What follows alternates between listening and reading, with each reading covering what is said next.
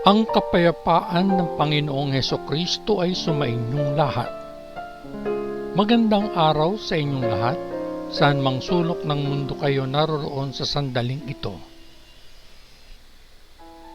Sa araw na ito, ang babasahing mabuting balita ay mula sa Ebanghelyo ng liham ni Apostol Pablo sa mga taga-Efeso, unang kabanata. Mula kay Pablo, na sa kalooban ng Diyos ay isang apostol ni Kristo Jesus sa mga tao ng Diyos sa Efeso, na tapat sa kanilang buhay na kaisa ni Kristo Jesus. Naway bigyan kayo ng Diyos na ating Ama at ng Panginoong Hesukristo ng biyaya at kapayapaan.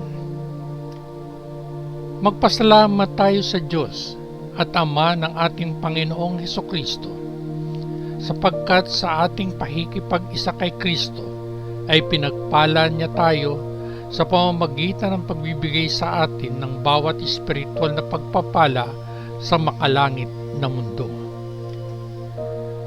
Bago pa man ginawa ang mundo, pinili na tayo ng Diyos na maging Kanya sa pamamagitan ng ating pakikipag-isa kay Kristo, upang tayo ay maging banal at walang kapintasan sa harapan niya. Dahil sa pag-ibig niya na pagpasyahanan ng Diyos na sa pamamagitan ni Hesukristo ay gagawin niya tayong mga anak niya. Ito ang kasiyahan at layunin niya. Purihin natin ang Diyos sa kanyang maluwalhating biyaya, sa walang bayad na regalo na ibinigay niya sa atin sa kanyang mahal na anak. Sapagkat sa pamamagitan ng sakripisyong kamatayan ni Kristo tayo ay pinalaya, ibig sabihin, ang ating mga kasalanan ay pinatawad. Napakadali ng biyaya ng Diyos na ibinigay niya sa atin sa napakalaking sukat. Sa lahat ng kanyang karunungan at pangunawa, ginawa ng Diyos ang kanyang layunin at ipinaalam sa atin ang lihim na plano na napagpasyahan na niyang tapusin sa pamamagitan ni Kristo. Ang planong ito na tatapusin ng Diyos sa tamang panahon ay pagsasama-samahin ang lahat ng nilikha, lahat ng nasa langit at nasa lupa, kasama ni Kristo bilang ulo. Ang lahat ng bagay ay ginagawa ayon sa plano at desisyon ng Diyos, at pinili tayo ng Diyos na maging kanyang sariling bayan kaysa ni Kristo dahil sa kanyang sariling layunin, batay sa kung ano ang ipinasya niya sa simula pa lang. Kung gayon, tayo na mga unang umasa kay Kristo ay magpuri sa kaluwalhatian ng Diyos. At naging bayan din kayo ng Diyos nang marinig ninyo ang tunay na mensahe, ang mabuting balita na nagdala sa inyo ng kaligtasan. Naniwala ka kay Kristo at inilagay ng Diyos ang kanyang tatak ng pagmamay-ari sa inyo sa pamamagitan ng pagbibigay sa inyo ng banal na Espiritu na ipinangako niya. Ang Espiritu ang garantiya na matatanggap natin ang ipinangako ng Diyos sa kanyang mga tao, at tinitiyak nito sa atin na ang Diyos ay magbibigay ng ganap na kalayaan sa mga kanya. Purihin natin ang kanyang kaluwalhatian. Dahil dito, mula nang marinig ko ang inyong pananampalataya sa Panginoong Hesus at ang inyong pagmamahal sa lahat ng mga tao ng Diyos, hindi ako tumigil ng pasasalamat sa Diyos para sa inyo. Naaalala ko kayo sa aking mga panalangin at hilingin ninyo sa Diyos ng ating Panginoong Hesukristo ang maluwalhating Ama na ibigay sa inyo ang Espiritu na magpaparunong sa inyo at maghahayag ng Diyos sa inyo upang makilala ninyo siya. Hinihiling ko na mabuksan ang inyong isipan upang makita ang kanyang liwanag, upang malaman ninyo kung ano ang pag-asa kung saan tinawag niya kayo. Kung gaano kayaman ang mga magagandang pagpapalang ipinangako niya sa kanyang bayan, at kung gaano kadakila ang kanyang kapangyarihan na kumikilos sa atin na naniniwala. Ang kapangyarihang ito na gumagana sa atin ay kapareho ng makapangyarihang lakas na ginamit niya noong binuhay niya si Kristo mula sa kamatayan at pinaupo siya sa kanan niya sa makalangit na mundo. Si Kristo ay namamahala doon higit sa lahat ng makalangit na mga pinuno, mga otoridad, mga kapangyarihan at mga Panginoon. Siya ay may titulong nakahihigit sa lahat ng titulo ng otoridad sa mundong ito at sa susunod.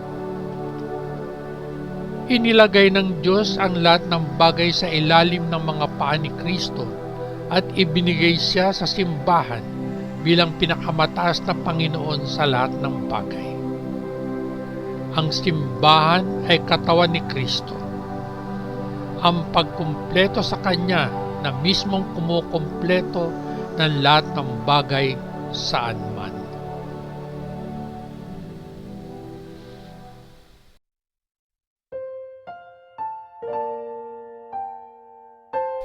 Muli akong bumabati sa inyong lahat. Ang kapayapaan ng Panginoong Hesukristo ay sumainyong lahat. Ganon din magandang araw sa inyong lahat, saan mang sulok ng mundo kayo naroroon sa sandaling ito.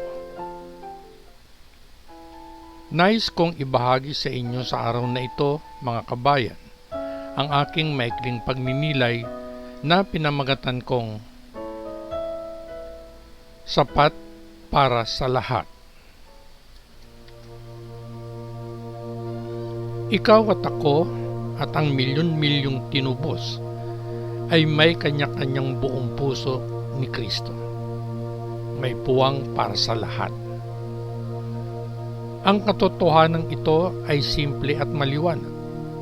Ngunit ang implikasyon nito ay napakalalim na halos madaig tayo nito. Ang biyaya ng Diyos na kaloob ng kaligtasan ay mararanasan ng lahat ng nagniniwala at lubos nating matatamasa ang mga pagpapala nito nang hindi binabawasan ng iba ang kanilang kasiyahan. Tayong nakakakilala kay Kristo at kanyang walang limitasyon, mga probisyon ay hindi pinagkaitan kahit na ang ibang mga mananampalataya ay kumukuha din sa kanila. Basahin natin ang 3 hanggang 11 na talata ng liham ni Apostol Pablo sa mga taga-Efeso. Nakatala dito ang mga sumusunod. Magpasalamat tayo sa Diyos at Ama ng ating Panginoong Hesukristo, sapagkat sa ating pakikipag-isa kay Kristo ay pinagpala niya tayo sa pamamagitan ng pagbibigay sa atin ng bawat espiritual na pagpapala sa makalangit na mundo. Bago pa man ginawa ang mundo, pinili na tayo ng Diyos na maging Kanya sa pamamagitan ng ating pakikipag-isa kay Kristo, upang tayo ay maging banal at walang kapintasan sa harapan niya. Dahil sa pag-ibig niya, napagpasyahan na ng Diyos na sa pamamagitan ni Hesukristo ay gagawin niya tayong mga anak niya. Ito ang kasiyahan at layunin niya. Purihin natin ang Diyos sa kanyang maluwalhating biyaya sa walang bayad na regalo na ibinigay niya sa atin sa kanyang mahal na anak. sapagkat sa pamamagitan ng sakripisyong kamatayan ni Kristo, tayo ay pinalaya, ibig sabihin, ang ating mga kasalanan ay pinatawad. Napakadakila ng biyaya ng Diyos na ibinigay niya sa atin sa napakalaking sukat. Sa lahat ng kanyang karunungan at pangunawa, ginawa ng Diyos ang kanyang layunin at ipinaalam sa atin ang lihim na plano na napagpasyahan na niyang tapusin sa pamamagitan ni Kristo. Ang planong ito na tatapusin ng Diyos sa tamang panahon ay pagsasama-samahin ang lahat ng nilikha, lahat ng nasa langit at nasa lupa, kasama si Kristo bilang ulo. Ang lahat ng bagay ay ginawa ayon sa plano at desisyon ng Diyos. At pinili tayo ng Diyos na maging kanyang sariling bayan kaysa ni Kristo dahil sa kanyang sariling layunin, batay sa kung ano ang ipinasyan niya sa simula pa lang. Kung gayon, tayo na mga unang umasa kay Kristo ay magpuri sa kaluwalhatian ng Diyos. At naging bayan din kayo ng Diyos nang marinig ninyo ang tunay na mensahe, ang mabuting balita na nagdala sa inyo ng kaligtasan. Naniwala kayo kay Kristo at inilagay ng Diyos ang kanyang tatak ng pagmamay-ari sa inyo sa pamamagitan ng pagbibigay sa inyo ng banal na Espiritu na ipinangako niya. Ang Espiritu ang garantiya na matatanggap natin ang ipinangako ng Diyos sa kanyang mga tao at tinitiyak nito sa atin na ang Diyos ay magbibigay ng ganap na kalayaan sa mga kanya.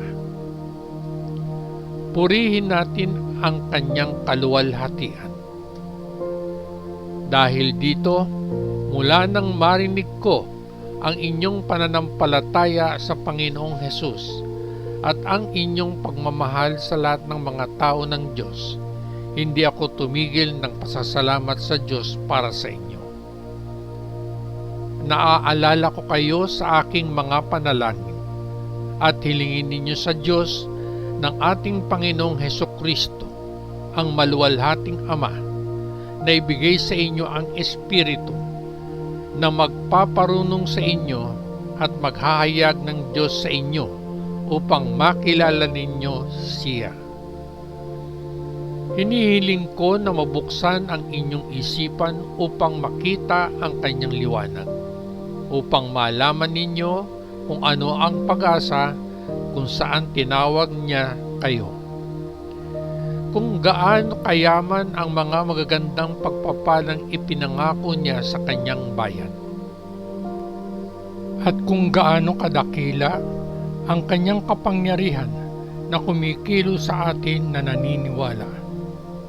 Ang kapangyarihang ito na gumagana sa atin ay kapareho ng makapangyarihang lakas.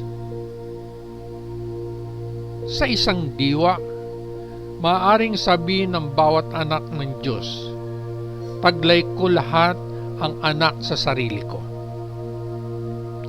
Ang kagalakan, katiyakan, kapayapaan at ang kamalayan ng kanyang presensya ay ilan lamang sa maraming benepisyo na ibinibigay ng walang sukat para matamasa ng bawat mananampalataya. Tandaan, kung ikaw ay ipinanganak na muli, ang Diyos ang nagbigay sa iyo ng bawat espiritual na pagpapala sa makalangit na mundo sa pakikipag-isa mo kay Kristo. Basahin natin ang 3 talata ng unang kabanata sa liham ni Apostol Pablo sa mga taga-Efeso na susulat dito. Magpasalamat tayo sa Diyos at Ama ng ating Panginoong Hesukristo, sapagkat sa ating pakikipag-isa kay Kristo, ay pinagpala niya tayo sa pamamagitan ng pagbibigay sa atin ng bawat espiritual na pagpapala sa makalangit na mundo. Puno tayo ng mga benepisyo araw-araw na ipinadala mula sa Ama sa itaas. Ang kanyang mga awa at pagpapala na sumasagana ay mga regalo ng kanyang kamangha-manghang pag-ibig. Mga kabayan, ang pagpapala ng presensya ng Espiritu sa ating mga puso ay isang patikim ng mas malalaking pagpapala na ating matatamasa sa pakikipag-isa natin kay Kristo. At tayo ay walang hanggan na kaisa ng Diyos Ama sa pamamagitan ng Panginoong Hesukristo. Hindi lang yan, kabayan, balang araw magkakaroon tayo na higit pa. Tayo ay mabubuhay sa mismong presensya ng Diyos. May kagalakan tayong naghihintay sa pagdating ng araw na iyon dahil ang ating kinabukasan ay garantisado na. Ikaw, kabayan, bukod sa mga mensaheng ito mula sa mabuting balita ng Panginoon, may iba pa bang mensahe sa mabuting balita ang nagpapahayag na may iba pa? Kung meron man, malugod kong pakikinggan kung meron pang iba. At bago ako tuluyang magpaalam, kabayan, iiwan ko sa iyo ang talatang ito mula sa Ebanghelyo ng liham ni Apostol Pablo sa mga taga-Efeso, unang kabanata, 3 talata. Magpasalamat tayo sa Diyos at Ama ng ating Panginoong Hesukristo, sapagkat sa ating pakikipag-isa kay Kristo ay pinagpala niya tayo sa pamamagitan ng pagbibigay sa atin ng bawat espiritual na pagpapala sa makalangit na mundo. Ganon din, kabayan, iiwan ko sa iyo ang makabuluhang siping ito. Ang balon ng mga pagpapala ng Diyos ay hindi matutuyo. Hanggang sa muli, patnubayan at pagpalain nawa tayong lahat ng dakilang Diyos Ama sa langit, sa ngalan ng Panginoong Hesukristo na ating manunubos. Amen. Amen. Amen. Peace.